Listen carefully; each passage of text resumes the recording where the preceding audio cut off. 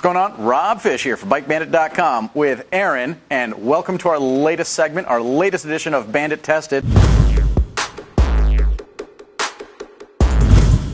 We gave Aaron basically free reign to a whole bunch of gear, and he said, hey, I want to ride this helmet, this jacket, this pant, this glove, this boot, and so make sure you watch all the videos, because Aaron, welcome first off. Thanks for taking time out of your schedule. Sir. Let's talk about the Shoei RF 1200. But before we do that, let's discuss, what are you riding? What's the bike? Okay, I ride a 2008 Yamaha R1, and I ride, I'm pretty much a sport rider. Okay. And other helmets I own that I typically ride in, I have a Bellstar Carbon, and I have an Arai RXQ that I typically ride in. That's what I'm comparing to. This is my first Shoei that I've ever worn, actually. So.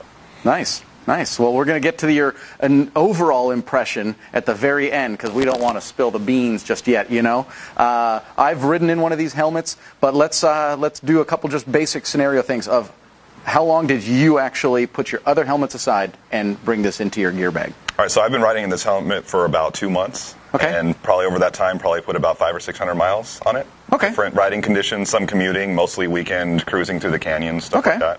Sure. And your average ride is 50 miles, 80 miles, 100 miles? Probably 100 to 150. Okay. All right. Solid. Nice weekend cruise. You're coming from just your experience in traditionally you wear high-end helmets, and obviously Shoei being a high-end brand. The weight comparable to what you're used to?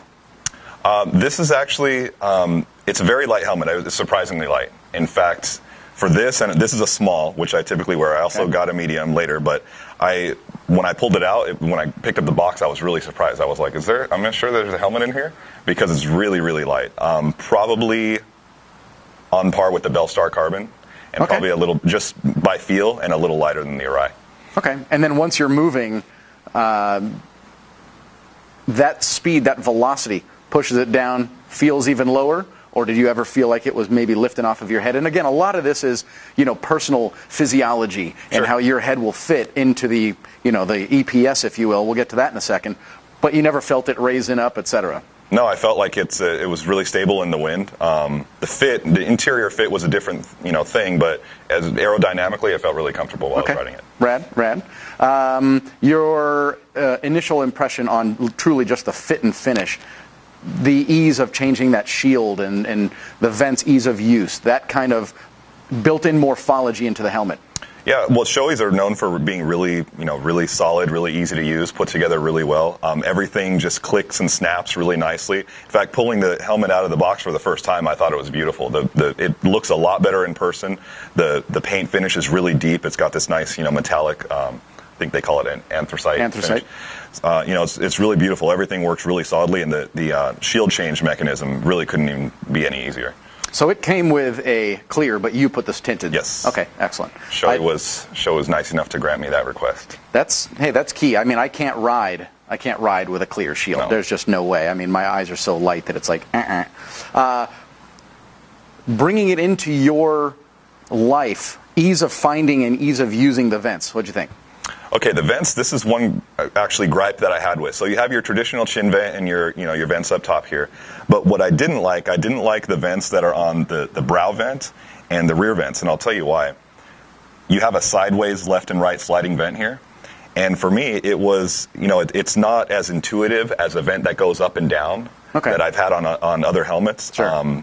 Which is kind of more normal. You slide it back to open it and slide it down to close it, on a lot of helmets. For this, because it goes left and right, you don't immediately remember while you're riding which way is open and which way is closed.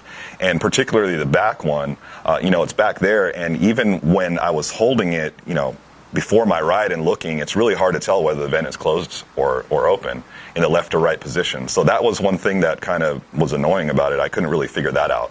So, if you have it memorized and you just get used to it, which you would if you owned this helmet, it'd be fine. But just pulling it out and riding with it a few times, that was something that kind of confused me a little bit. So basically what you're saying is that it took your first ride and under velocity and wind pressure to kind of go click, click, okay, that's the open. Yeah, it took a little while to figure out. It's not obvious. I'll just put it that way. No, hey, I mean, that's huge.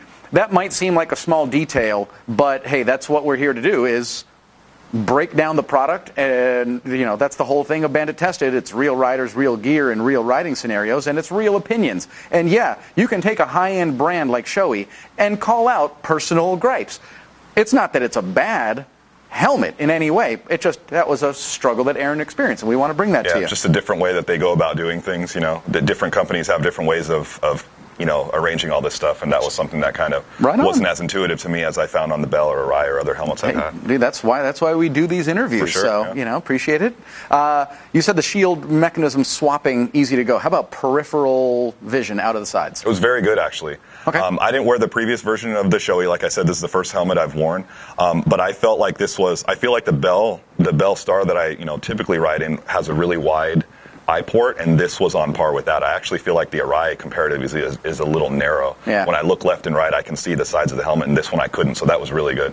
Okay, awesome. Interior, obviously on a quick test like this, I don't think, maybe you did, take the liners out and wash them. No. How about just feel against your skin, against your cheeks, moisture wicking capacities, etc.? It's pretty comfortable. It's not the plushest or the softest interior, but it's adequate. The padding was a little firm, which I think that's kind of typical, with the high end, especially with the Japanese helmets. They kind of all start out that way, so it probably needs some time to break in and get comfortable. It's often said that you have either an Arai head shape or a Shoei head shape or whatever. Right. I felt like this probably wasn't the best head shape for me, interior. Okay. So that could use a little bit of adjustment. But the pads were firm, but they were not uncomfortable. So your head traditionally, going from an RXQ and a Bell Star Carbon, you're traditionally a round, and maybe this is a little long oval, or it's even a little...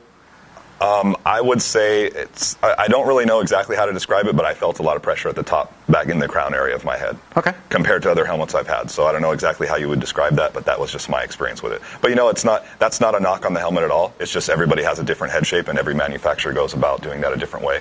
Yeah. So that's just one thing to know. You have to try on a helmet and maybe ride around with it a little bit to really get a feel for how that's going to be. So that was my experience. Right on. We already discussed ventilation. Something that I've experienced in the past is taking a helmet, and I've done a couple Bandit Tested in helmet, and I forgot to put the chin curtain in. Mm-hmm. And by the time I got to where I was going, it looked like I had just come from a funeral. My eyes were just watering, totally red. And it was like, are you okay? And I was like, I forgot to put the little, and I could do it while I was riding and put my hand. Oh, it's great. Nope. And any turbulence on the inside? Actually, I've done the exact same thing. I actually had a helmet where I was on a ride, and about halfway through, the chin curtain fell off, and all of a sudden, I immediately realized I had a ton of turbulence. I didn't realize that's what it was, but as soon as I stopped, I felt that. So on this, I put the chin curtain in. It's got a pretty big chin curtain here. You can see it goes, all the way up to.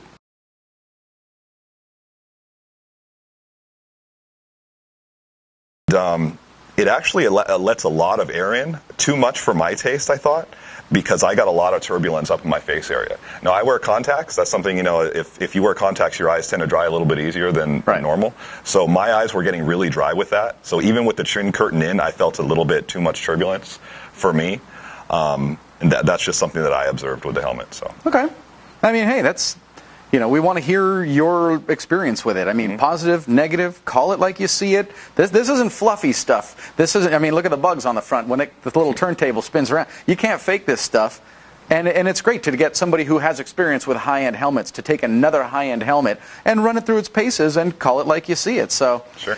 Overall, couple positives. Couple, negative, and I wouldn't say negatives, but a couple gripes, maybe a couple physiology, your head and that inner EPS. Sure, just preferences, really. Sure. What I'm used to, and what I've seen before. This is, slightly different. But would you recommend it to a friend? I would very much recommend this helmet. Overall, my impression was overwhelmingly positive of this helmet. It's a beautiful helmet. It's very solid. Everything works. I didn't have any issues with it. It looks a lot better when you pull it out and really start looking at it, and on the inside and outside. Once you start really dealing with it and changing the shield out and moving everything around, it works really, really well. It's just a really quality piece of engineering inside and out.